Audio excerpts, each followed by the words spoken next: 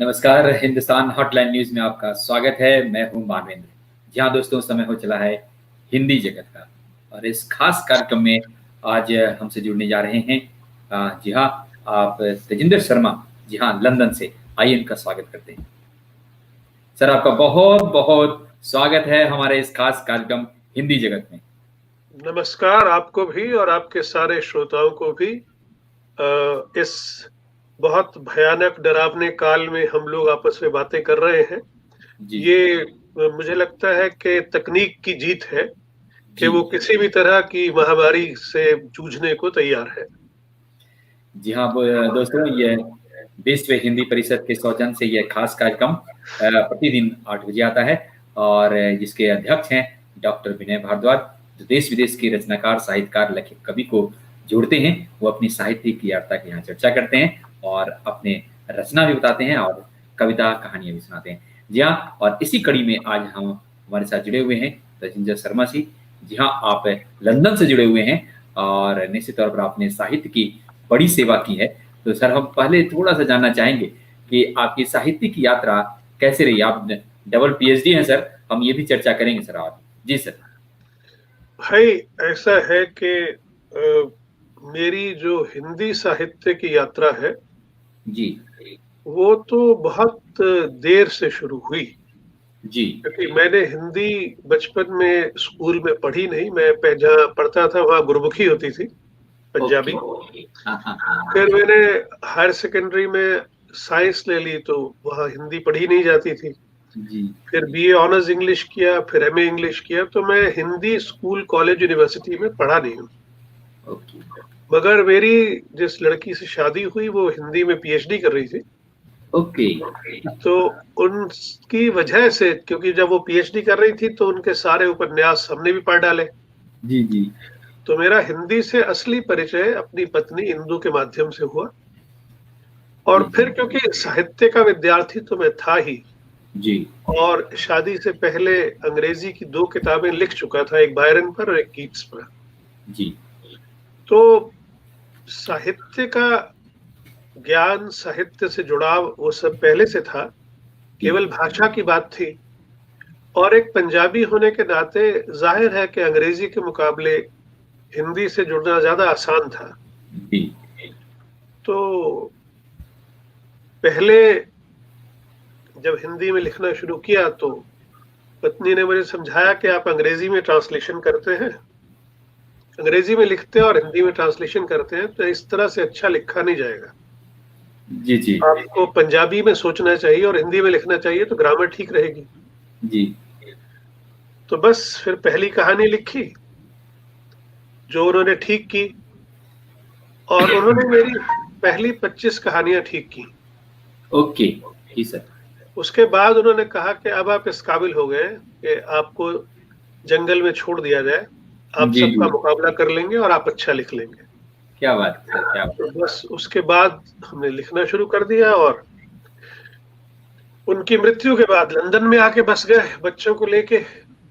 ओहो! उनकी कैंसर से मृत्यु हो गई थी 1995 में। ओके। तो जब भारत में थे तो हम एयर इंडियन थे, एयर जी, इंडिया में नौकरी करते थे। तो हमारे थीम जो थे वो हिंदी के मजदूर और किसान वाले थीम से बिल्कुल अलग होते थे। मैं हमेशा कहता था कि भाई, हिंदी का लेखक मजदूर और किसान पे तो लिखता है, जी। मगर मैं वो लेखक हूं जो विमान पे लिखता है। क्या बात तो मैं विमान को हिंदी लेखन के दायरे में लेके आया, और विमान के जरिए जो विदेशों से मेरा राब्ता बना, है। जो जी, विदेशों से मैंने सीखा, चाहे वो जापान हो, जैसे देह की कीमत में जापान है, ढिबरी टाइट में कुवैत है, इसी तरह काला सागर में ब्रिटेन और आयरलैंड है। जी। तो ऐसी बहुत सी मेरी कहानियां हैं जो कुछ अमेरिका से डील करती हैं, कोई ब्रिटेन से। वो प्रवासी होने से पहले भी लिखी गई, जस्ट बिकॉज कहते हैं कि I was not just an Indian, I was an air Indian. तो वो एयर इंडियन होने का ये फायदा हुआ कि हमारी कहानियों के थीम औरों से अलग होते थे। जी, जी। और जब लंदन में आके बस गए तो फिर जाहिर है कि हमें लंदन के समाज को समझना था, उस जी, समाज को समझा, अपने बच्चों को यहाँ बड़ा किया, उनको तालीम दिलाई। और अब आजकल बच्चे बड़े हो गए हैं, बेटी वापस चली गई है बॉम्बे, वो टेलीविज़न में जी, एक्टिंग कर रही है। जी, बेटा यहाँ अपनी पत्नी के साथ है, उसकी पत्नी डेंटिस्ट है। ओके। और मैं आजकल मेरी शादी हिंदी से हो गई है। क्या मैं बात हिंदी के साथ रहता हूँ, उसी के साथ खाता-पीता हूँ है! बस। जी हाँ, बिल्कुल। और आप सर ब्रिटिश रेल में लंदन और अंडरग्राउंड में आप सर कार्यरत भी हैं। जी, जी, जी, जी। मैं जी, दरअसल क्या है कि मेरी ज़िंदगी में जी, नौकरी हमेशा ट्रैवल के साथ जुड़ी रही। जी, पहले 20-21 साल एयर इंडिया से रहे तो उड़ते रहे, और अब पिछले 22 साल से हम रेल की पटरी पर हैं। जी, तो ये कहा गया है कि जो बिल दा मामला है, यानी कि बिल पे करने के लिए तो ट्रैवल इंडस्ट्री, जी, और जो दिल दा मामला है वो हिंदी। जी तो हाँ। दिल के पास हिंदी है और बिल के लिए रेलवेज़ है। और यही कारण है कि सर विभिन्न विश्वविद्यालयों से आपकी कहानियों पर अब तक 2 पीएचडी और 10 एमफिल की डिग्रियाँ हासिल की गई हैं। जी, जी।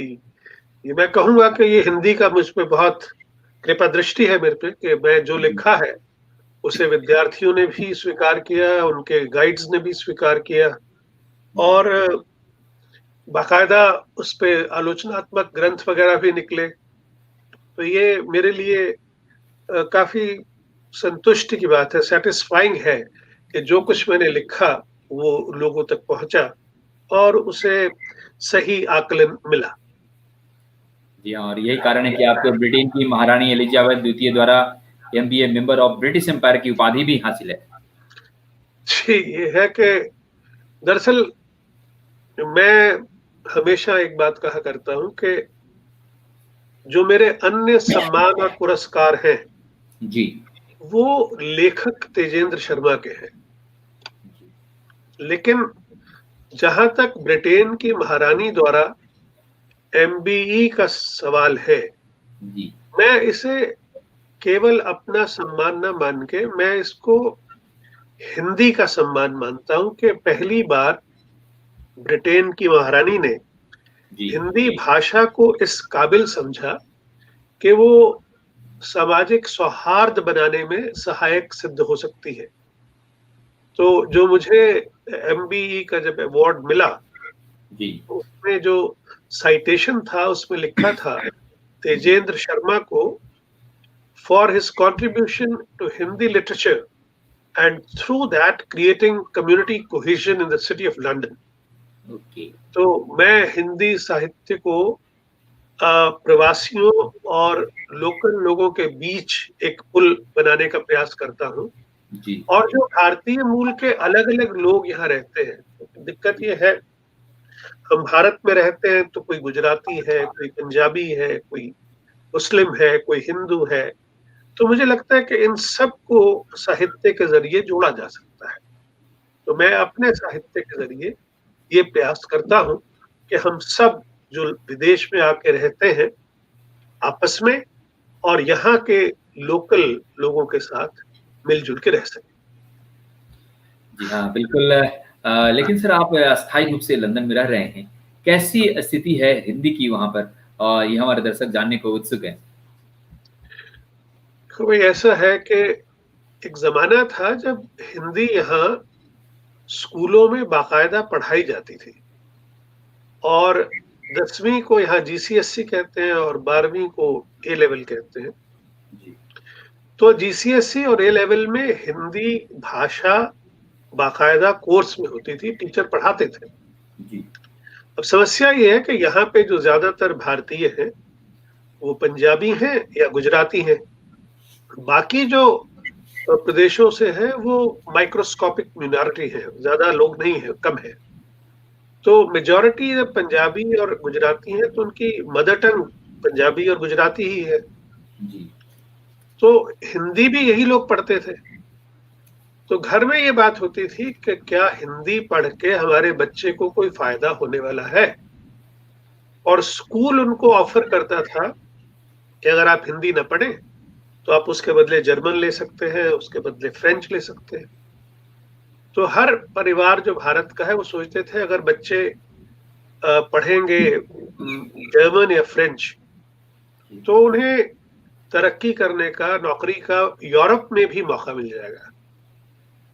तो हिंदी पढ़ने वाले विद्यार्थियों की संख्या में कमी होती गई, और उससे इवेंचुअली ये हुआ कि पढ़ाने वाला तो था, पढ़ने वाला कोई विद्यार्थी नहीं था। तो अंग्रेज सीधा सीधा बिजनेसमैन है, वो कहता है भाई अगर कोई भाषा अपने लिए पैसे नहीं जुटा सकती तो वो पढ़ाई जाने के काबिल नहीं है। तो यहाँ एक नया फॉर्मूला बना कि जी मदर टंग पढ़ाई जाएगी। मदर टंग के फॉर्मूले में हिंदी 0.1% लोगों की भी मदर टंग नहीं थी। अब मुझसे कोई पूछे मदर टंग क्या है तो मैं पंजाबी कहता हूँ, क्योंकि मेरी मदर टंग पंजाबी है। मगर मेरे दोनों बच्चों की मदर टंग हिंदी है, क्योंकि मैंने अपने बच्चों के साथ या मेरी पत्नी ने अपने बच्चों के साथ अंग्रेजी में बात नहीं की, हिंदी में ही बात करते थे। तो मदर टंग हमारे घर में शिफ्ट हो गई है फ्रॉम पंजाबी टू हिंदी। मगर जहां तक मेरा सवाल है, और मेरी पीढ़ी के या मेरी पीढ़ी के बाद के लोगों का भी जिनका जन्म यहाँ भी हुआ है, तो वो अपनी मदर टंग वही लिखते हैं, पंजाबी या गुजराती। तो उससे हर जगह आपको पंजाबी गुजराती के अध्यापक मिल जाएंगे, उनकी क्लासेस मिल जाएंगी। मगर हिंदी को एक बार जब स्कूल के करिकुलम से निकाल दिया गया, तो उसके बाद हिंदी मंदिरों में पढ़ाई जाती है। जो हमारी तरह के दीवाने लोग हैं वो हिंदी की क्लासेस लगाते हैं। कैम्ब्रिज यूनिवर्सिटी एक इंटरनेशनल एग्जाम करती है, ओ लेवल और ए लेवल का। क्लासेस वगैरह का कोई इंतजाम नहीं, सिर्फ एग्जाम देते हैं। तो जो बच्चे हमारे यहाँ पढ़ते हैं इन मंदिरों में या प्राइवेट जो ट्यूटर्स हैं, वो वहाँ एग्जाम देते हैं, और अगर वहां से पास हो जाते हैं तो कैम्ब्रिज यूनिवर्सिटी का एक सर्टिफिकेट मिलता है उनको कि आपने हिंदी इस लेवल की पास की है। जहां तक समाज में हिंदी का सवाल है जी, तो हमारी स्थिति भारत से कुछ खास अलग नहीं है। भारत के भी महानगरों में अब हिंदी भाषा से कम होते हुए बोली होती जा रही है, क्योंकि विद्यार्थी लोग जो हैं वो हिंदी बोल तो लेते हैं जी, मगर लिखने का मुझे दिल्ली में, बॉम्बे में कम दिखाई देता है, क्योंकि जो उनका करियर है वो अंग्रेजी ओरिएंटेड है, उनकी एजुकेशन अंग्रेजी ओरिएंटेड है जी। तो वहां पे भी वही हाल है जो यहाँ पे है। और यहाँ तो ये है कि आलू प्याज भी आप खरीदते हैं तो अंग्रेजी में खरीदते हैं। तो कोई यंग बच्चा जो है वो क्यों हिंदी सीखेगा? सिर्फ इमोशनल एंगल है। तो मैंने अपनी तरफ से कोशिश की कि मेरे बच्चे हिंदी पढ़ भी लेते हैं, हिंदी लिख भी लेते हैं, हिंदी बोल भी लेते हैं। तो सबके लिए संभव नहीं है, क्योंकि मैं हिंदी का एक कमिटेड वर्कर हूँ जी। तो मैंने अपने यहाँ ये माहौल बनाए रखा। जी हाँ, बिल्कुल आप जिस प्रकार से बता रहे हैं और आप हिंदी की सेवा कर रहे हैं। सर, प्रवासी साहित्य को लेकर आप क्या कहेंगे? बहुत सारी भ्रांतियां फैलती हैं प्रवासी साहित्य को लेकर, तो हम ये आज आपसे जानना चाहेंगे, आप इसको कैसे देखते हैं?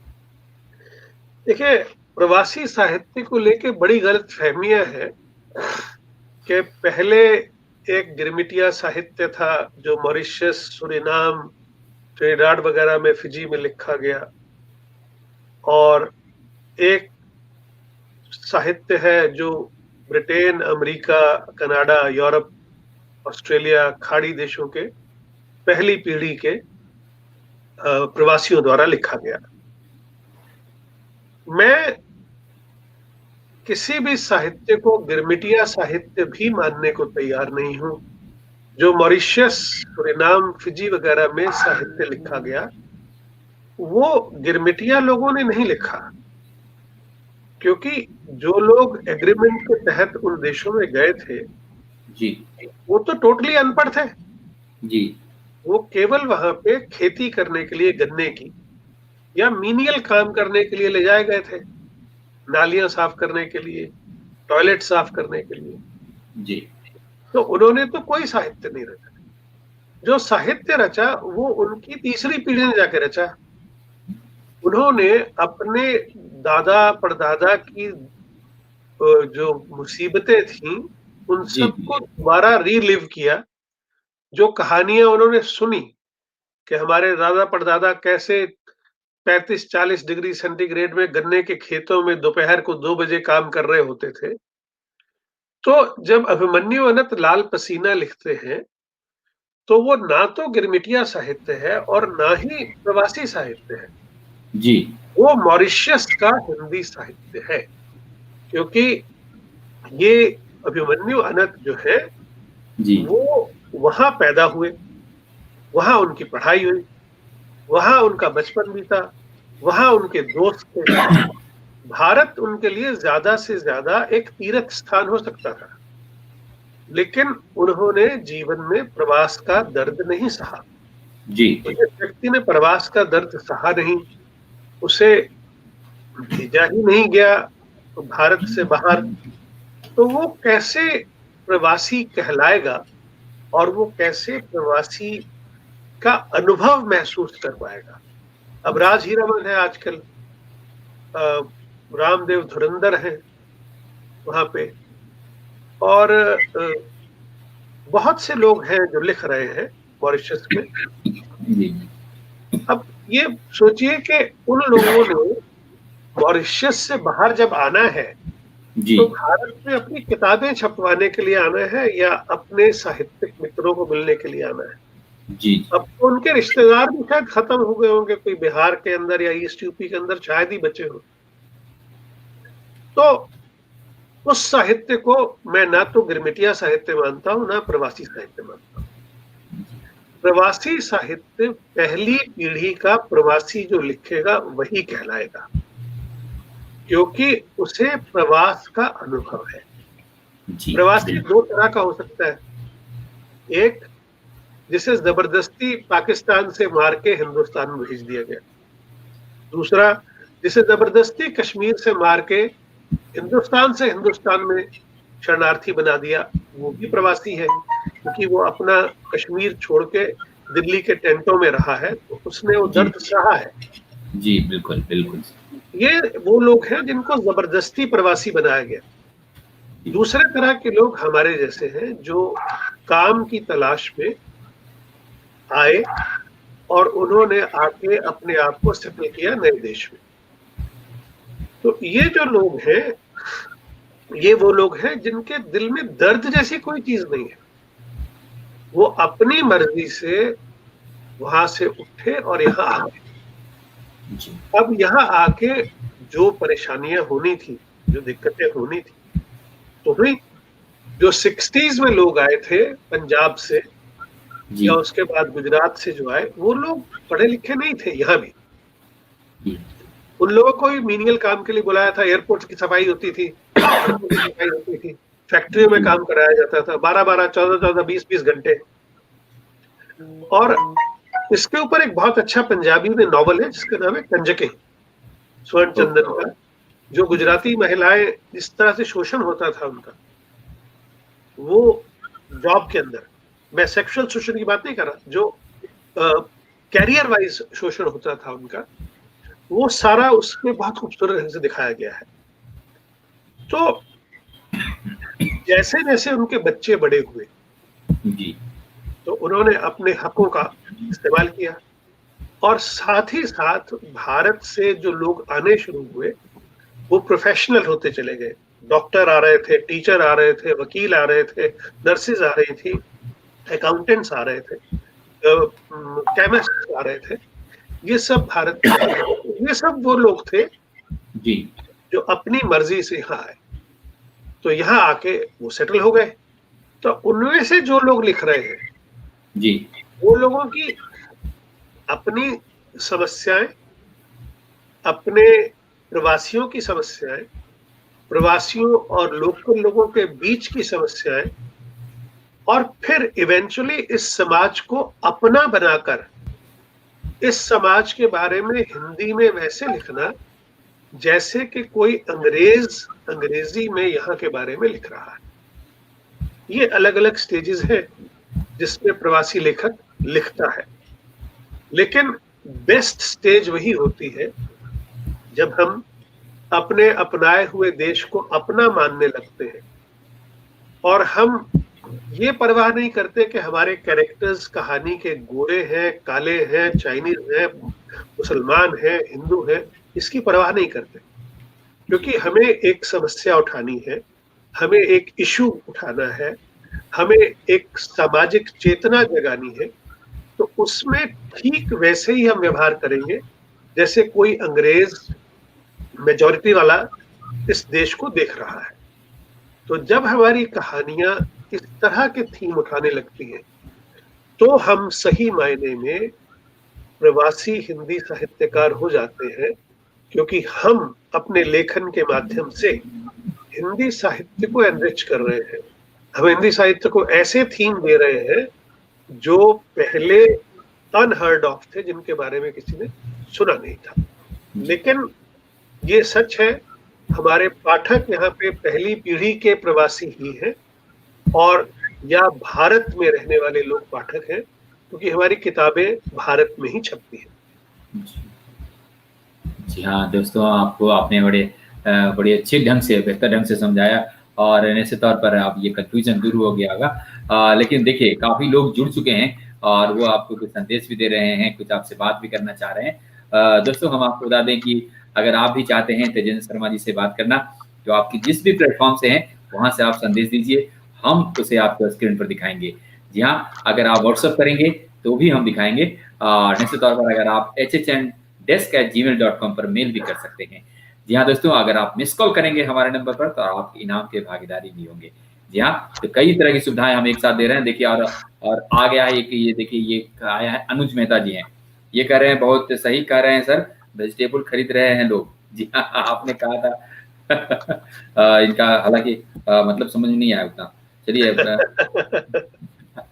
जी हाँ, और प्रभा मिश्रा ये कह रहे हैं अभिनंदन, हिंदी भाषा के लिए आपका समर्पण सराहनीय है। प्रभा जी को हमारा नमस्कार।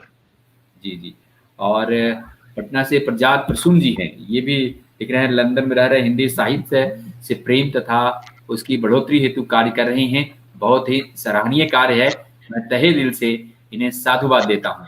पारिजात जी बहुत बहुत शुक्रिया। जी सर, आप लेकिन लंदन में रहे तो सर आपको वहाँ की भाषा संस्कृति आपको अपनी ओर नहीं खींचा?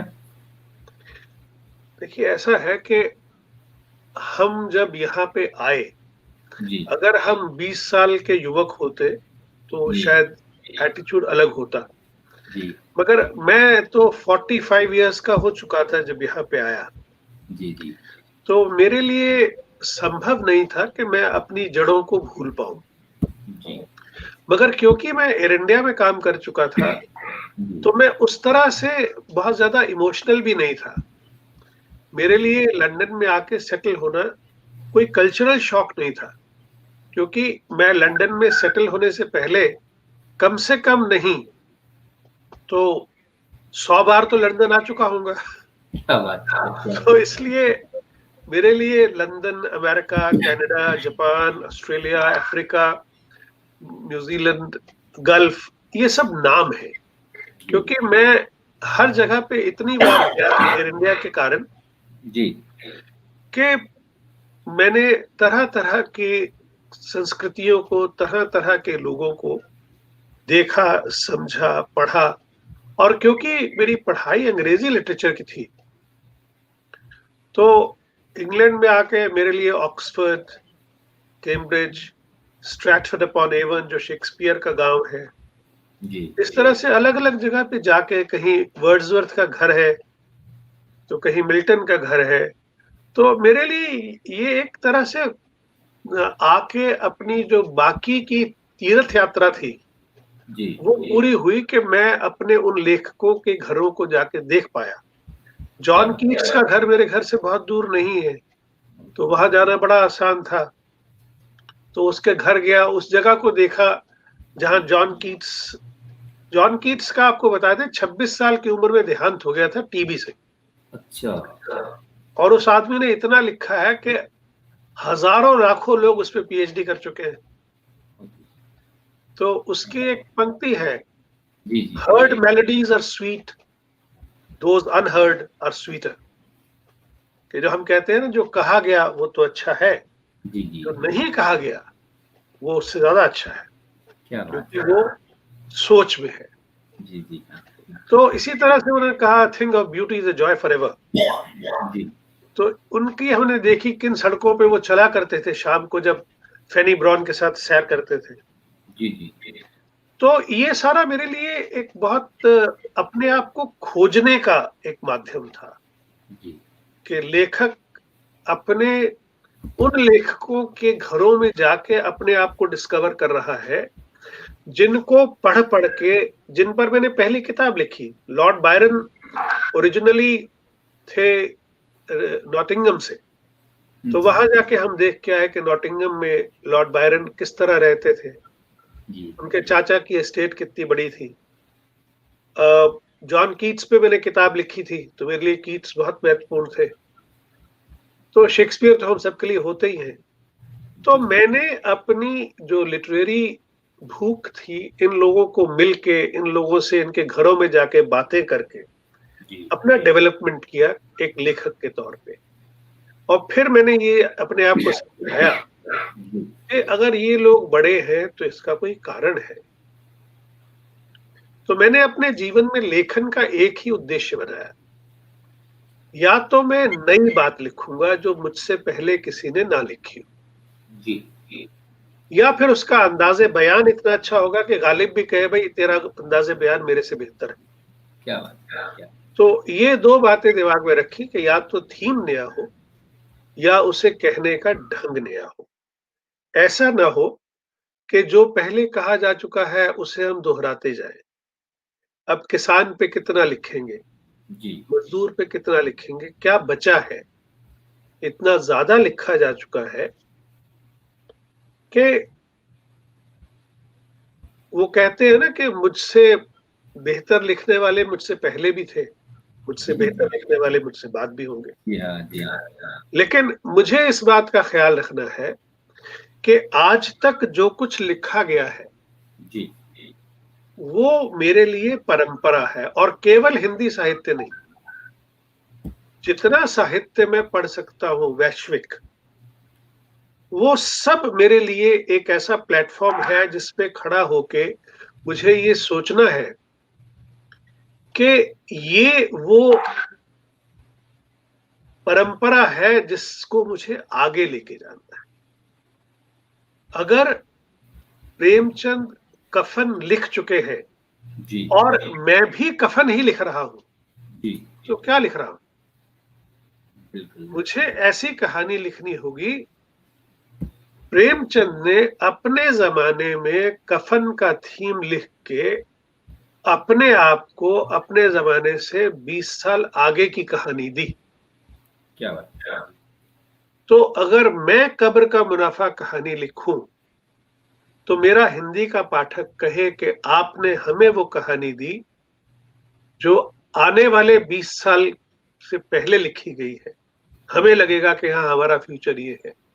अगर मैं लिखूं कि हमें एक 5 स्टार प्लॉट चाहिए कब्रिस्तान में, जिसमें सिर्फ मेरे जैसे अमीर लोग आराम कर सकें, हमारे आस पड़ोस में कोई कोई मोची या धोबी ना हो, जी सिर्फ और सिर्फ फाइनेंशियल सेक्टर के जायंट्स हों, जी और उस 5 स्टार कब्रिस्तान में मेकअप का पूरा सब सामान हो, लाश का मेकअप बिल्कुल ब्राइड और ग्रूम की तरह किया जा सके, और फिर ये मांगना कि क्या by one get one free का कोई सिस्टम है, ताकि बच्चों का भी इंतजाम कर दिया जाए। जी जी, तो ये एक नई दुनिया जब मैं हिंदी साहित्य से जोड़ता हूं, जी तो मुझे लगता है कि जो जिम्मेदारी प्रेमचंद हम पे छोड़ गए, जी, हम उसको पूरा कर रहे हैं। हमारा काम है हिंदी साहित्य में नए विषय जोड़ना। हम हिंदी साहित्य को समृद्ध तभी करेंगे जब ऐसा लिखेंगे जो हमसे पहले नहीं लिखा गया। जी हाँ, बिल्कुल। तो बस वही मेरा प्रयास रहता है। जी हाँ, और देखिए और लोग प्रभात मिश्रा जी ने आपको प्रभा मिश्रा ने आपको नमस्कार कहा है और नमस्कार जी। अनुज मेहता ने आपने खास तौर से सफाई दी जो हमने कह दिया कि नहीं पता लगा। जी हाँ, उन्होंने कहा वेजिटेबल खरीद रहे हैं, मतलब पोटैटो चिल्ली ही बोलते हैं, हिंदी नहीं बोलते हैं। जी हाँ, इसलिए उन्होंने कहा था। जी। देखिए क्या है कि आप जिस भी देश में रहते हैं, जी, वहाँ का दुकानदार उसी भाषा में बोलता है। जी, अब अगर आप देश की तो छोड़ दीजिए, आप तमिलनाडु में मद्रास से बाहर चले जाइए, जी, तो आपको नहीं पता होगा कि वहाँ मटर को क्या कहते हैं, और उसे अंग्रेजी नहीं आती और हिंदी भी नहीं आती, जी, है ना? तो ये समस्या जो है, ये हास्य की नहीं, ये गंभीर समस्या है। जी, और मेरा जो कहना था वो ये था कि जिस देश में बच्चों को सब्जियां भी अंग्रेजी के नाम से खरीदनी होती हैं, वहां उनको ये कहना कि तुम हिंदी सीखो, उनको मोटिवेट करना, क्योंकि आज का जो बच्चा है वो आर्ग्यू करता है, जी। वो पूछता है मैं हिंदी क्यों पढ़ूं। हुँ, पहले जमाने के जो लोग थे वो बच्चों से कहा करते थे, बेटा वापस इंडिया जाओगे, अपनी नानी से दादी से बात करोगे तो वो तो हिंदी में बात करेंगी ना। लेकिन समस्या ये हो गई है, इस सारी चीज को काफी साल बीत गए हैं। अब भारत की जो नानी और दादी है वो भी अंग्रेजी बोलती है, जी, तो हम बच्चों को ये भी नहीं कह सकते, क्योंकि बच्चा कहेगा नानी तो अंग्रेजी बोलती है। तो इसलिए विदेशों में, वेस्टर्न कंट्रीज में अपने बच्चों को मोटिवेट कर पाना कि वो हिंदी पढ़े, वो इतना आसान नहीं है। जी हाँ, बिल्कुल। ये बात। आसान नहीं है। और दोस्तों हम आपको बता दें कि हमारे काव्य उत्सव कार्यक्रम में शनिवार को बिहार के डीजीपी गुप्तेश्वर पांडे शामिल होंगे, तो आप बने रहिएगा हमारे साथ और उनकी कविता को भी देखेंगे। जी हाँ दोस्तों, और लेकिन अभी हमारे साथ जुड़े हुए हैं लंदन से तेजेंद्र शर्मा जी, और आपकी कई कहानियाँ यहाँ विश्वविद्यालयों में चलती है, हम उसकी थोड़ी सी चर्चा कर लेते हैं। जी हाँ, आपके कहानी कब्र का मुनाफा मुंबई विश्वविद्यालय की बीए पाठ्यक्रम में शामिल है। कहानी अभिशप्त चौधरी चरण सिंह विश्वविद्यालय मेरठ में एमए के हिंदी पाठ्यक्रम में शामिल है। कहानी पासपोर्ट का रंग गौतम बुद्ध विश्वविद्यालय नोएडा के हिंदी पाठ्यक्रम में शामिल है। और कहानी कोक का किराया कलकत्ता विश्वविद्यालय में। सर आपने इतनी अच्छी कहानियां लिखी हैं, सब शामिल है कहीं न कहीं विश्वविद्यालय में। हम चाहेंगे कुछ तो आपके एक होगा कि ये बड़ा अच्छा कहानी है। हालाँकि देखिए बड़ा मुश्किल होता है बताना, और लेकिन पूछना पड़ता है सर। जी। ऐसा है मानवेंद्र के हम हर कहानी के लिए मेहनत उतनी ही करते हैं जी। जो किसी भी कहानी के लिए करते हैं। जी। अब होता क्या है कि कुछ कहानियां अपनी जगह पाठकों के दिल में बना लेती हैं। जैसे मेरी एक कहानी है देह की कीमत। जी। वो एक वेबसाइट है प्रतिलिपि, जी। वहां पे लगी, तो उस कहानी को 2 लाख से ज्यादा लोग पढ़ चुके हैं। तो लगता है कि भाई अच्छा, वहां मेरी 12-15 कहानियां लगी हुई हैं, मगर सबसे ज्यादा जो हिट हुई है वो देह की कीमत है। जो आपने 1999 में लिखी। 1999 में वो किताब आई थी देह की कीमत। ओके। दरअसल मेरा एक दोस्त था जो जी। जापान में इंडियन एम्बेसी में काम करता था। जी। तो मैं टोक्यो से फ्लाइट लेके चला, तो वो फ्लाइट में बैठा हुआ था। तो उसने किसी एयर होस्टेस से पूछा कि इस नाम का कोई एम्प्लॉय है हवाई जहाज में। जी। तो उसने कहा कि वो तो आज फ्लाइट के इंचार्ज है। तो वो मेरे पास आया, तो मैं उसको देखता ही रह गया। तो रास्ते में काफी अच्छी बातें हुई दिल्ली आने तक। जी। तो उसने रास्ते में मुझे 2 लाइन की एक कहानी सुनाई। जी। उसने कहा कि यार क्या बताऊं, कुछ महीने पहले एक सरदार लड़के की डेथ हो गई थी। जी। उसके पैसे इंडिया भेजने थे, तो वहां सास बहू में जूतम परेड हो गई। सास कहती मेरा बेटा मरा है, पैसे मुझे चाहिए। बीवी कहती कि मेरा हस्बैंड मरा है, पैसे मुझे चाहिए। और इसको लेके वहां लड़ाई हो। तो वो तो इतना बता के उतर गया, जी। जी। लेकिन मेरे दिमाग में खलल छोड़ गया। जी। मुझे समझ नहीं आया कि इसको तो बाकायदा कहानी के रूप में लिखना जरूरी हो जाएगा। जी। मैं 6 महीने परेशान रहा कि मैं इसको कैसे कहानी बनाऊं।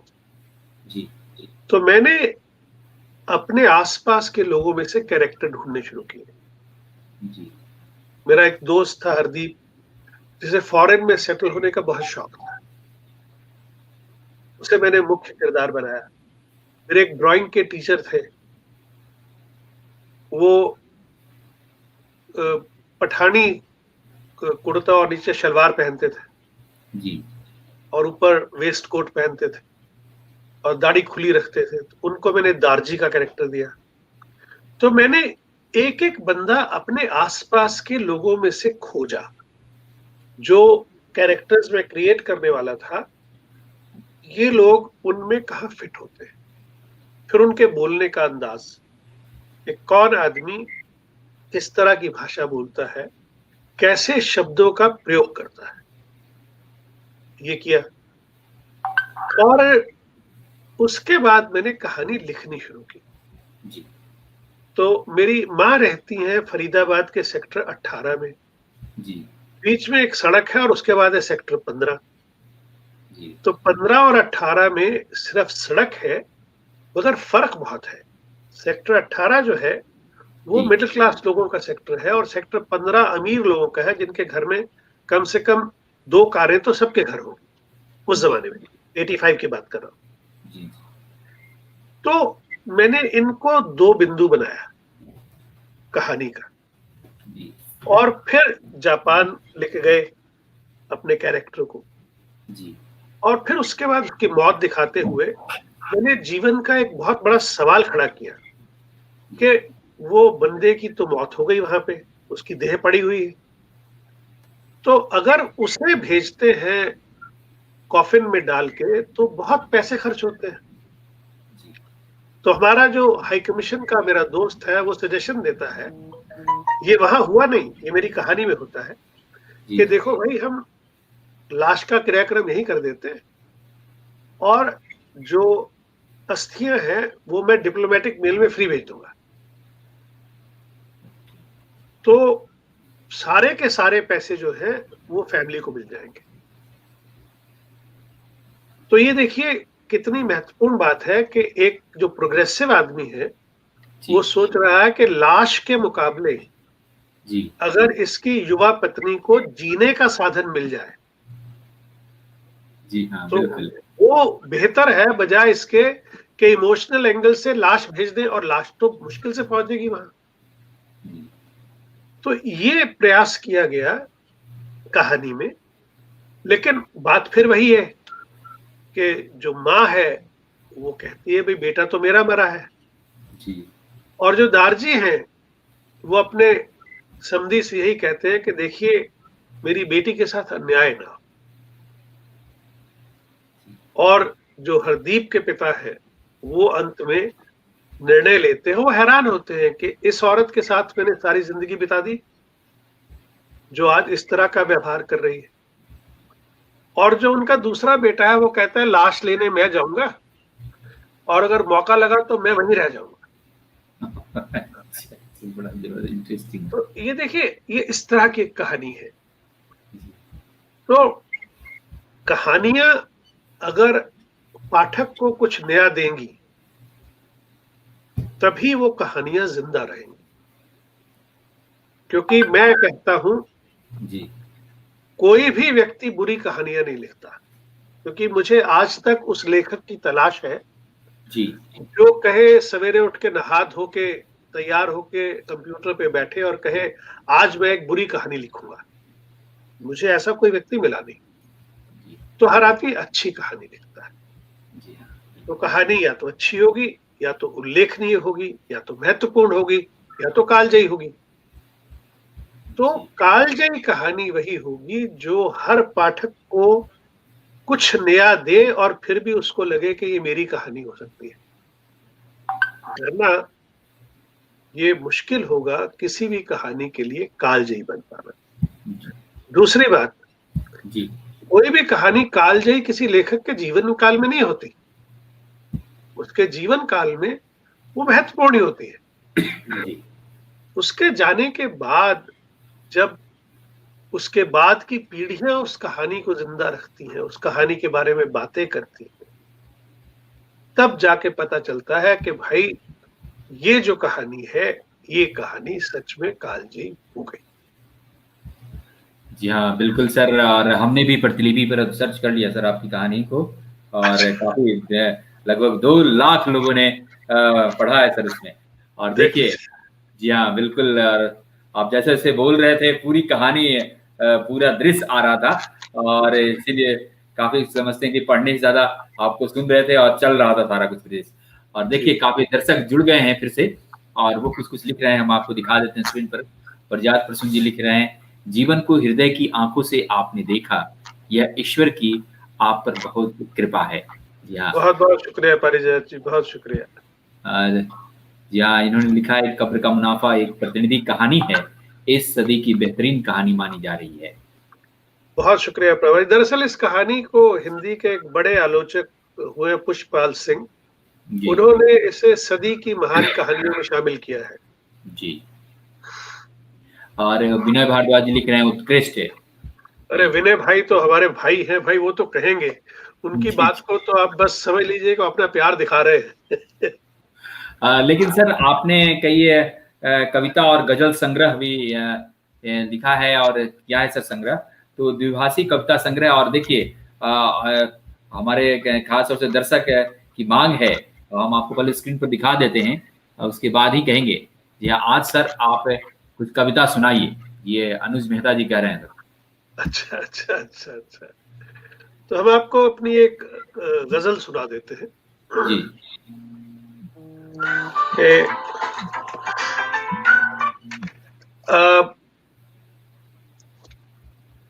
घर जिसने किसी गैर का आबाद किया है, घर जिसने किसी गैर का आबाद किया है, शिद्दत से आज दिल ने उसे याद किया है।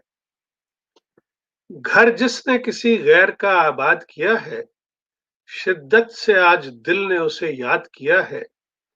जग सोच रहा था कि है वो मेरा तलबगार, क्या बात जग सोच रहा था कि है वो मेरा तलबगार, मैं जानता हूं उसने ही बर्बाद किया है।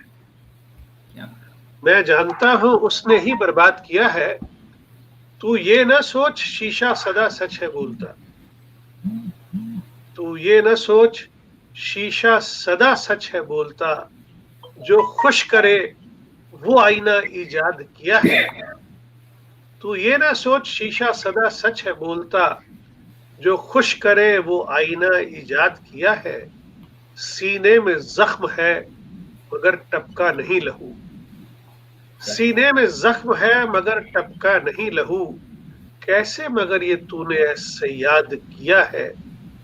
तुम चाहने वालों की सियासत में रहे गुम, तुम चाहने वालों की सियासत में रहे गुम, सच बोलने वालों को नहीं शाद किया है। शिद्दत से आज दिल ने उसे याद किया है, घर जिसने किसी गैर का आबाद किया है। क्या बात शुक्रिया। है।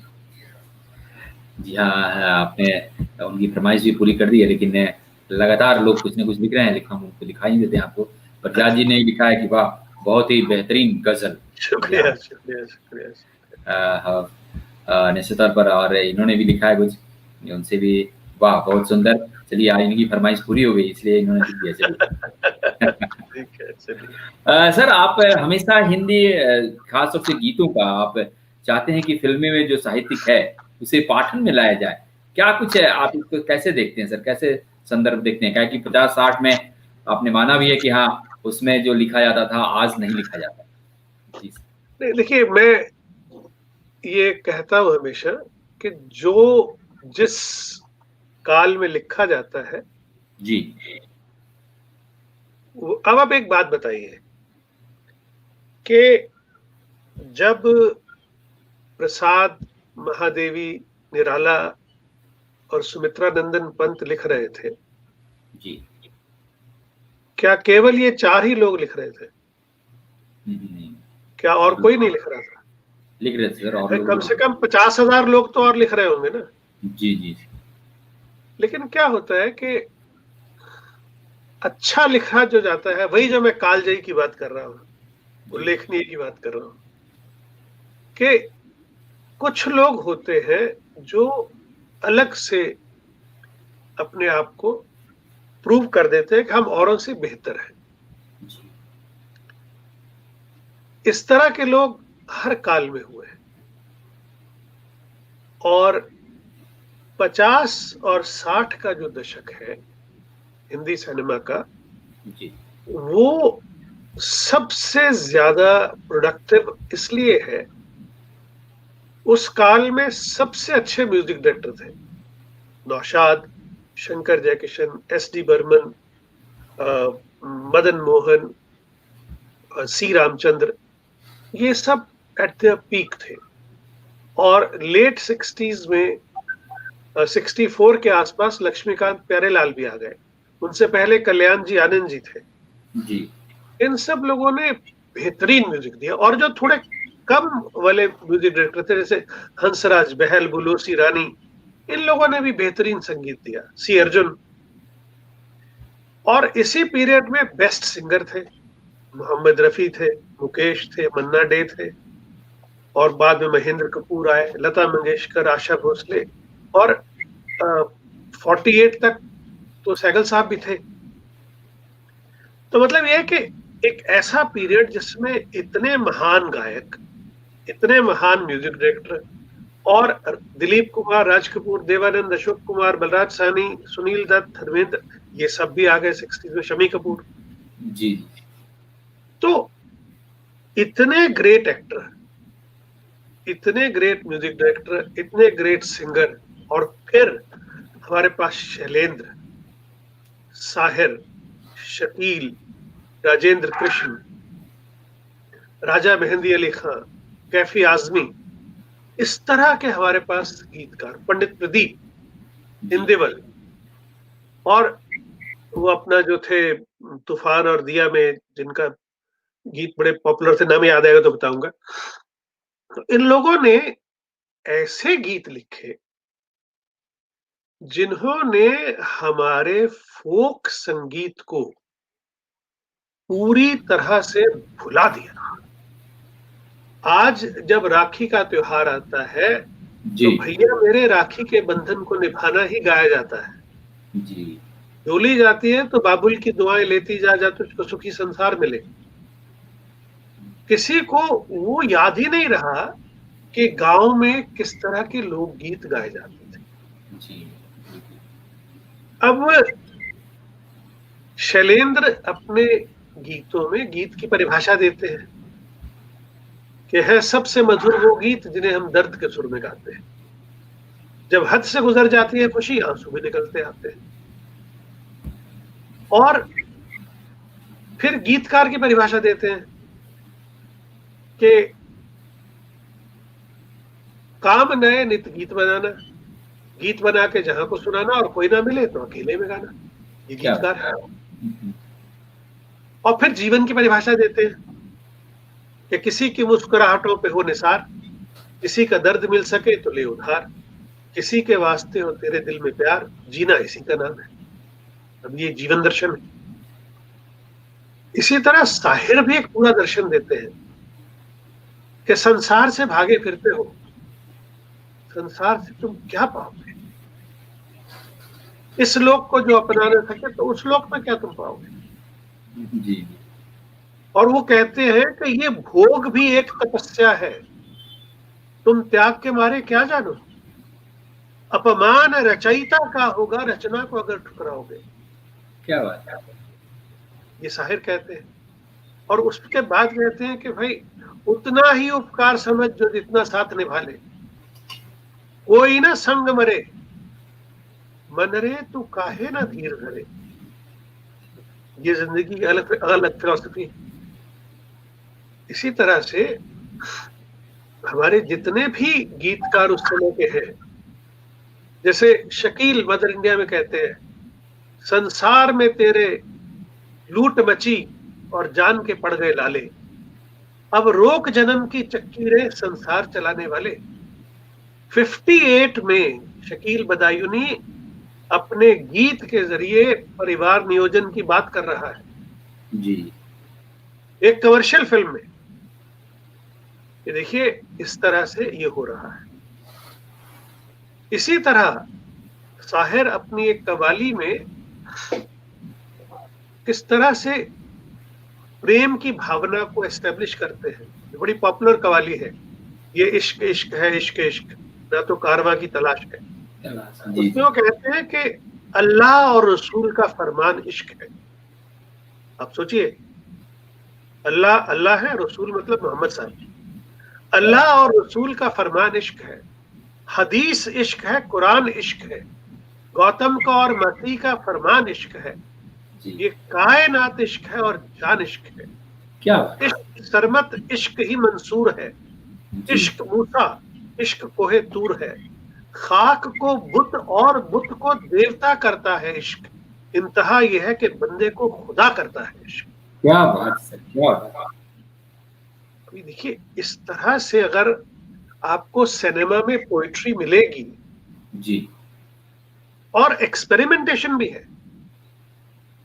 देखिए आमतौर पे सिनेमा के गाने हैं वो लिखे जाते हैं स्थाई यंत्रा स्थाई यंत्रा स्थाई यंत्रा, मगर कैफी आजमी कहते हैं मैं ये सोचकर उसके दर से उठा था कि वो रोक लेगी बना लेगी मुझको, हवाओं में लहराता आता था दामन के आंचल पकड़कर बिठा लेगी मुझको, कदम ऐसे अंदाज से उठ रहे थे कि वो रोक लेगी बना लेगी मुझको, मगर उसने रोका न मुझको बुलाया न मुझको बुलाया, न आवाज ही दी न मुझको बिठाया, मैं आहिस्ता आहिस्ता बढ़ता ही आया यहां तक कि उससे जुदा हो गया।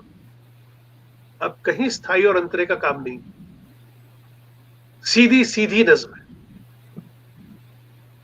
तो ये एक्सपेरिमेंटेशन है, इसको आगे नीरज यूज करते हैं एक्सपेरिमेंटेशन को। अगर आप याद करें जब वो मेरा नाम जोकर में आते हैं तो वो पूरे सिनेमा का इडियम बदल देते हैं। जी हाँ वो कहते हैं भाई जरा देख के चलो, आगे ही नहीं पीछे भी, बाएं ही नहीं दाएं भी, ऊपर ही नहीं नीचे भी, ये तेरा घर नहीं गली नहीं कूचा नहीं दुनिया है। और देखिए किस तरह की टर्मिनोलॉजी बदल दी है, इस तरह से बिंब बदल दिए। और सर्कस है शो 3 घंटे का, पहला घंटा बचपन है, दूसरा जवानी और तीसरा बुढ़ापा, और कहीं कोई स्थायी अंतरा नहीं है। लेकिन इसमें गेयता है, शब्दों में संगीत है। तो मेरा कहना यह है कि जब हमारे पास ऐसे लेखक हैं, जी। जब राजेंद्र कृष्ण कहता है घर से चले थे हम तो खुशी की तलाश में, गम राह में खड़े थे वही साथ हो गए। सच्चाई है। उनको ये शिकायत है कि हम कुछ नहीं कहते, अपनी तो ये आदत है कि हम कुछ नहीं कहते। और देखिए भारत में कितने लाखों लोग हैं जो कुछ नहीं कहते, सब कुछ होता रहता है। तो ये वो लोग हैं जिन्होंने हमारे जीवन को ऐसी रचनाएं दी हैं जो हमारे जीवन का एक ऐसा अटूट अंग बन गई है। परदेसियों से नाखियां मिलाना एक लोकगीत बन गए। जब वो कहते हैं कि भाई ये क्या हुआ कैसे हुआ,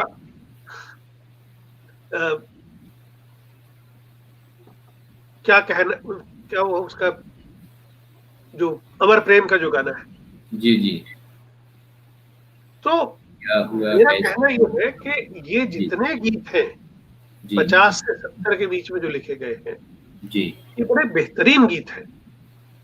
और ये जो गीत हैं जी, ये हमारे कोर्स में अगर पढ़ाए जाएंगे, देखिए अमेरिका में फिल्मी गीतों का इस्तेमाल अंजना संधीर किया करती थी जब वो हिंदी पढ़ाया करती थी जी। और भूतकाल भविष्यकाल वर्तमान काल पढ़ाने के लिए वो एक गाना यूज करती थी, 100 साल पहले मुझे तुमसे प्यार था, आज भी है और कल भी रहेगा। क्या? तो वो अपने बच्चों को हिंदी गीतों के माध्यम से हिंदी पढ़ाती थी। तो ये मैं इसलिए कहता हूं कि ये जो गीत हैं ये गीत, क्योंकि मैं इन गीतों पे 2-3 घंटे बोल सकता हूँ, हमारे पास समय नहीं है। बस मुख्य बात ये है कि ये वो गीत है जिनमें साहित्यिक बारीकियां हैं, जिनमें गुण है, जिनमें गेयता है, जिनमें छंद है, जिनमें बहर है। इन गीतों को अगर हम स्कूल कॉलेज में पढ़ाएंगे तो हम अपने विद्यार्थियों का भला करेंगे। और देखिए एक और जुड़ गई हैं, जी हाँ, जाकिया जुबैरी जी, वो कह रही हैं कृपा शर्मा जी से कहिए कि 3 नई कहानियों की चर्चा करें, मौत, एक और मध्यांतर, संदिग्ध और वो कहानी जो 3 दिन पहले ही समाप्त की है। तो सर आप निश्चित तौर पर इनकी देखिए जकिया जी जो है जी वो यहाँ ब्रिटेन में हिंदी साहित्य के लिए बहुत महत्वपूर्ण नाम है। जी आप आजमगढ़ से हैं और आपने यहाँ लंदन में सेटल होने के बाद बार्नेट के इलाके में काउंसलरशिप का इलेक्शन 5 बार जीता है। जैसे हमारे यहाँ कॉर्पोरेटर होते हैं, जी तो इंग्लैंड में काउंसलर होते हैं, तो लेबर पार्टी की मेंबर है और पहली मुस्लिम महिला काउंसलर बनी बार्नेट में, लंदन में। और इनकी पढ़ाई ये जो है, मतलब पैदा हुई लखनऊ में, रही आजमगढ़ में बचपन, और उसके बाद इलाहाबाद में स्कूल किया और बनारस हिंदू यूनिवर्सिटी से डिग्री ली। तो इनका जो पूरा कल्चरल बैकग्राउंड है जी वो भारत का पूरा कल्चर है, उसको लेके ये लंदन में आई है और यहाँ हिंदी की कहानियां खुद लिखती हैं। और मेरी कहानियों को जकिया जी ने उर्दू में ट्रांसलेट करा के उनको एक संकलन के तौर पे छपवाया भी था।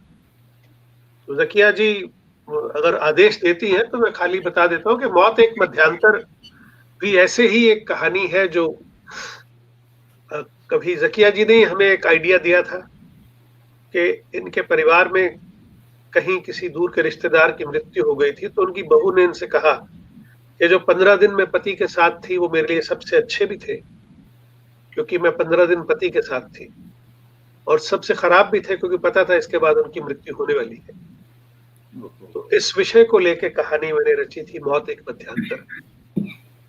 और जो संदिग्ध कहानी है वो तो बहुत ही मजेदार है कि हमारे एक दोस्त है निखिल कौशिक, वो नेत्र चिकित्सक है, वो और जकिया जी और हम एक कोस्टा कॉफी में कॉफी पी रहे थे, तो निखिल ने हमें 2 लाइन की एक घटना सुना दी कि एक पाकिस्तानी मूल के इमिग्रेशन ऑफिसर लंदन में है, उनकी पत्नी जब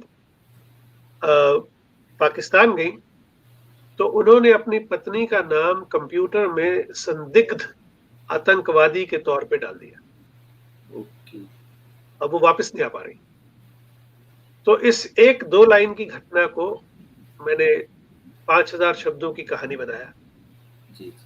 तो निखिल भी हैरान थे और जकिया जी भी हैरान थी कि कैसे 1 लाइन से कहानी बन गई। इसमें मैं आपको बताना चाहूंगा कि जो शांति सीरियल था 90s में, जो मंदिरा बेदी का था, जी जी हाँ, बहुत फेमस है, वो भी 2 लाइन की ही कहानी थी कि 2 अमीरजादे एक गरीब औरत का रेप करते हैं, उनकी बेटी पैदा होती है शांति, जो बड़ी होके अपनी माँ की इज्जत रिस्टोर करती है। उसके 758 एपिसोड्स बने थे, जिसमें से 140 मैंने लिखे थे।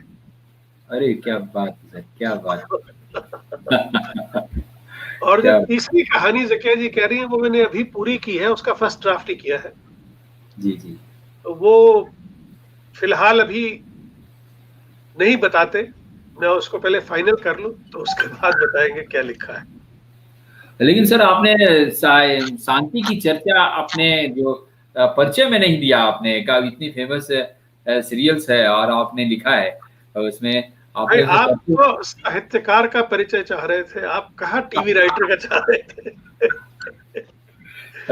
जी सर, जी सर। सर आप एक पुरवैया पत्रिका भी निकालते हैं, शायद उसमें क्या कुछ होता है दर्शकों को बता दें क्योंकि टाइम अब कम है, लेकिन चलते क्या है कि पहले ये पत्रिका हार्ड बाउंड मतलब हार्ड कॉपी होती थी जी, मगर अब ये ऑनलाइन हो गई है www.thepurvai.com। इसमें हमारा प्रयास ये है कि भारत और पूरे विश्व के जो लेखक हैं वो छपे यहाँ पे और एक दूसरे का लेखन पढ़े, क्योंकि दिक्कत ये होती है कि जो भारत के बाहर लोग लिख रहे हैं उनको पढ़ा नहीं जाता। तो हम ऐसा प्लेटफॉर्म प्रदान कर रहे हैं कि जहाँ भारत और यूरोप और अमेरिकाज और ऑस्ट्रेलिया, हर जगह के लेखक जो है वो लिखें, और हर विधा, जो भी विधा वो लिखें। आज हमने बल्कि एक पोस्ट डाली है नंदन से लंदन तक कि भाई नंदन पत्रिका बंद हो गई है, तो जो लोग बाल साहित्य लिखते हैं वो निराश न हो।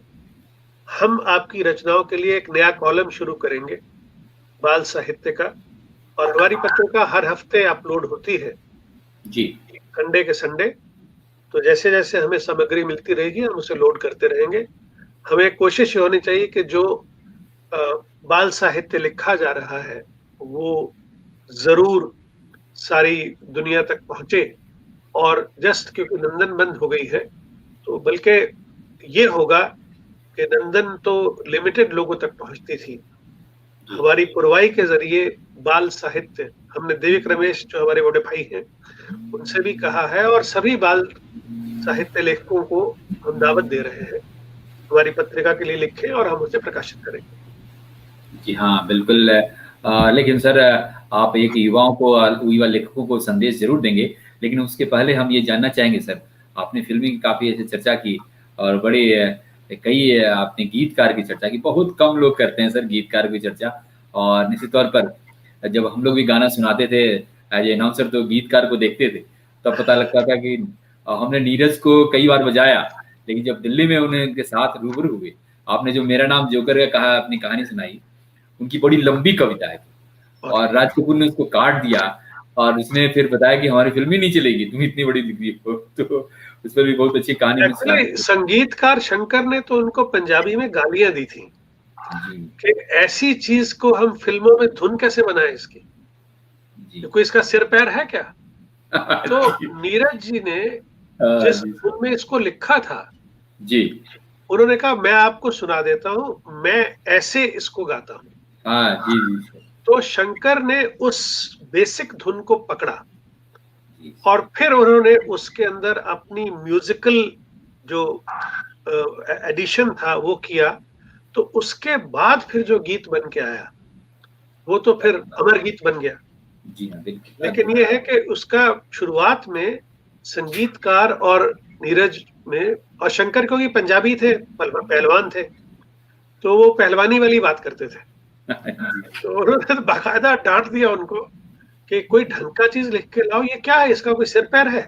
लेकिन राज कपूर को वो कविता बहुत पसंद थी, तो राज कपूर ने कहा नहीं इसको रखा जाएगा।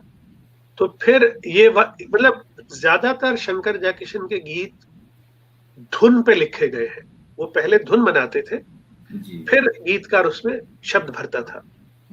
मगर कुछ ऐसे हैं जैसे होठों पे सच्चाई रहती है या दिल में सफाई रहती है, वो शैलेंद्र ने पहले लिखा था, उसकी धुन बाद में बनी थी। इसी तरह ये गीत है जो पहले नीरज जी ने लिखा हुआ था और बाद में उसकी धुन बनी। जी हाँ, बिल्कुल। लेकिन सर आपने जो इतनी बात कही, तो आपकी सर पसंदीदा फिल्म भी होगी, कुछ बता दीजिए सर, ताकि हम दर्शकों को बताएं कि देखिए सर ने काफी पसंद आती है फिल्म। देखिए, किसी एक फिल्म का कहना तो मुश्किल है, क्योंकि बहुत सारी फिल्में बहुत वजह से अच्छी लगती हैं।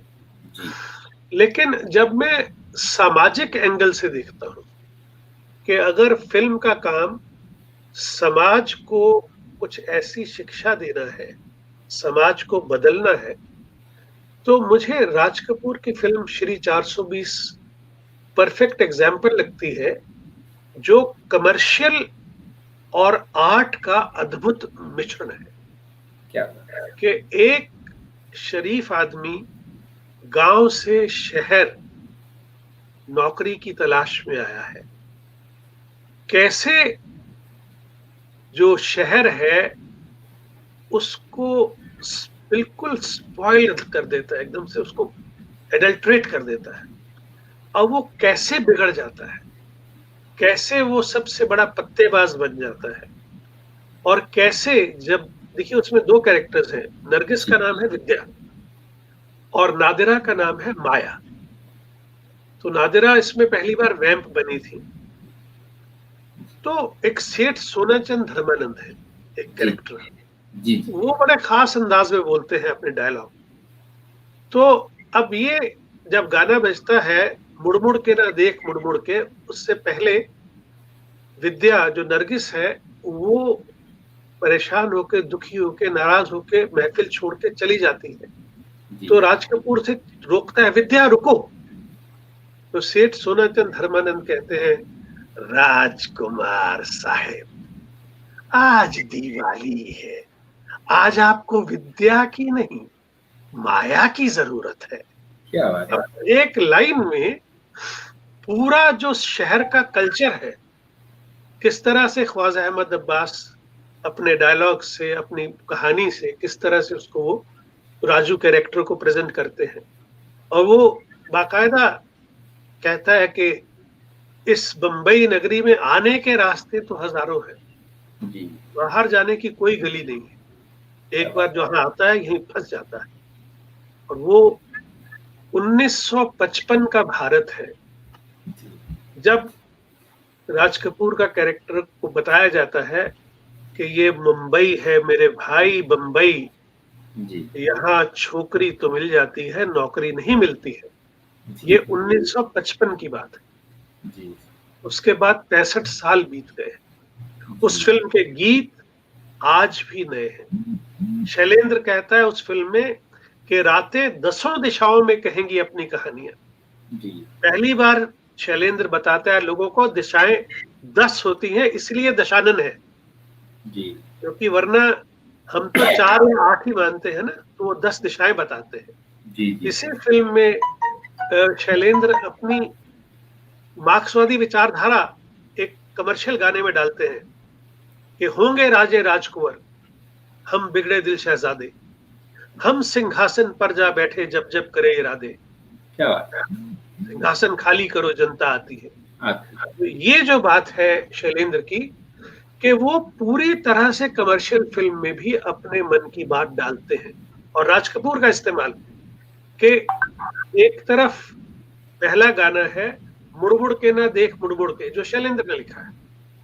जी जैसे ही गाना खत्म होता है, कट कैमरा नरगिस पे पहुंचता है और वो बैठ के गा रही है, ओ जाने वाले मुड़ के जरा देखते जाना, दिल तोड़ के तो चल दिए मुझको ना रुलाना।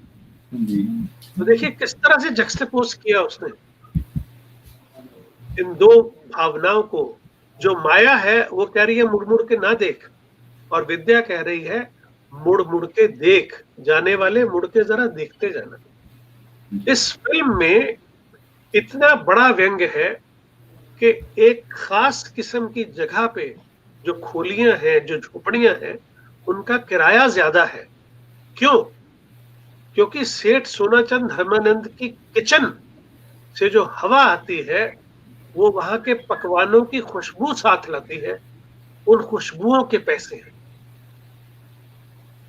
तो जी हाँ ये जो व्यंग्य है, जी जी ये जो हालात है, तो मुझे लगता है कि किसी एक फिल्म की अगर मैं बात करूं सामाजिक एंगल से, देखिए म्यूजिक के और एंगल भी होंगे, मुगले आजम का एक अलग एंगल है, और फिल्मों के अलग अलग एंगल है, जी लेकिन सामाजिक एंगल से मुझे लगता है कि ये फिल्म जो एक है, ये हिंदी की सबसे अच्छी फिल्म है। जी हाँ सर, आपने बहुत बेहतरीन बातचीत की और हम आपसे आगे भी बात करेंगे, लेकिन युवा लेखकों को आप एक संदेश जरूर दें निश्चित तौर पर। और हमारी ये परंपरा रही है और हिंदी जगत का ये कार्यक्रम विश्व हिंदी परिषद के सौजन्य से है, तो निश्चित तौर पर आप एक संदेश दें युवा लेखकों को। जी सर।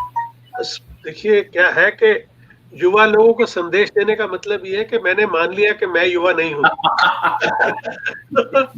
लेकिन ये है कि मैं इतना जरूर कहना चाहूंगा कि भाई सुनो, जल्दबाजी मत करो, लिखो। मैं अब भी, आज भी, अब देखिए जकिया जी ने कहा जो कहानी मैंने पूरी की है, मैं कहानी पूरी करके उसे 2-3 हफ्ते के लिए छोड़ देता हूं जी ताकि मैं उससे दूरी बना लूं। उसके बाद जब उसकी एडिटिंग शुरू हो, उस पर काम करना शुरू हो, तब तक मुझे वो किसी और की कहानी लगने लगे, ताकि मैं निष्ठ होके उस पे कैची चला सकूं। जी और छपने की भी कोई जल्दी नहीं है, पुरस्कारों की भी कोई जल्दी नहीं है। यकीन मानिए, मेरे पहले 3 कहानी संग्रह जो भारत में रह के छपे थे, जो वाणी प्रकाशन से छपे थे, जी, मुझे कोई लेखक मानता नहीं था। बहुत अफसोस होता था। जी, कोई एक्सेप्टेंस ही नहीं होती थी। मगर हमने बिल्कुल बुरा नहीं माना। हमें लगा कि ये एक तरीका है ग्रो करने का, और मैं ग्रो करता गया। और आज स्थिति ये है, इतना स्नेह, इतना प्यार हर जगह से मिलता है। और एक बात मैं आपको बता दूं, अपने सीनियर्स के लिए मत लिखिए, अपनी पीढ़ी के लिए लिखिए या अपने से आगे आने वाली पीढ़ी के लिए, क्योंकि हम आपको देख के कुछ सीखें और हमारा जी चाहे कि हम ऐसा कुछ लिखें जो आपको अपना लगे। ऐसा लेखन करिए आप। हमें ऐसा लेखन चाहिए जो आने वाली पीढ़ियों के दिलों में जिंदा रहे। इंसान को जिंदा आने वाली पीढ़ियां रखती हैं, लेखक को पीछे वाली पीढ़ियां नहीं। क्या बात है। तो आपका लेखन युवा पीढ़ी एक्सेप्ट करे, इसकी कोशिश करिए। जी हाँ, बिल्कुल आपने बेहतरीन बातचीत की, लेकिन हम दर्शकों को नहीं नकार सकते और उनकी फरमाइश है कि सर आपके साथ एक फ़िल्मी साहित्य पर एक प्रोग्राम किया जाए और निश्चित तौर पर आप इस आमंत्रण को स्वीकार कीजिए और हम जल्द ही फिर आपको आमंत्रित करेंगे, आप स्वीकार कीजिएगा, आप आइएगा और फ़िल्म पर हम काफ़ी चर्चा करेंगे। आप सीरियल्स पे भी करेंगे, लेखन पर भी करेंगे। जी, बहुत-बहुत शुक्रिया, बहुत-बहुत धन्यवाद सर। और भाई विनय को भी नमस्कार और थैंक यू कहिएगा। बहुत-बहुत शुक्रिया। बहुत-बहुत धन्यवाद। यहाँ दोस्तों तो ये थे तेजिंदर शर्मा जी, जो खास तौर से लंदन से जुड़े हुए थे और अपनी साहित्यिक यात्रा की चर्चा किया ही। इन्होंने कई तरह से कई आयामों को छुआ जो आपको पसंद आया होगा। दोस्तों हम आपको बता देंगे शनिवार को, जी हाँ, बिहार के डीजीपी गुप्तेश्वर पांडे आएंगे अपने कविता को लेकर, तो आप भी जुड़िएगा और निश्चित तौर पर काफ़ी लोग जुड़ेंगे और अपने कमेंट जरूर दीजिएगा। दोस्तों हम आपको बता दें कि चलने से पहले हम आपको ये भी जानकारी दे दें कि सुबह 8 बजे हम भाग्योदय कार्यक्रम लेके आएंगे, जिसमें हम आपकी कुंडली बनाना चाहते हैं तो हम पंडित जी से डायरेक्ट आपकी बात करा देंगे। और उसके बाद हस्तक्षेप कार्यक्रम लाते हैं, जिसमें हमारे साथ पटना से रतीन नाथ जुड़ते हैं, क्योंकि बिहार में चुनाव है और अखबारों में क्या कुछ छपा है तो हम इस पर चर्चा करते हैं। जी हाँ, उसमें भी हम ही साथ होंगे आपके साथ। और 2 बजे हम आपके लिए खास कार्यक्रम लाते हैं, राजनीति राज की बात, जिसमें एमपी या एमएलए होते हैं। और 4 बजे आपके लिए कार्यक्रम होता है आत्मनिर्भर भारत अभियान, और इसमें कल वीसी मिलेंगे, जहाँ vice chancellor Abhay Kumar Pratap university के। और 6 बजे संपूर्ण स्वास्थ्य हमारा कार्यक्रम होता है, जिसमें हम डॉक्टर्स मिलवाते हैं। और 7 बजे आप मिलते हैं रामकथा में, और 8 बजे जी हाँ एज यूजुअल हिंदी जगत कार्यक्रम आता है। तो अभी दीजिए मानवीय को विदा। नमस्कार, सबा खैर।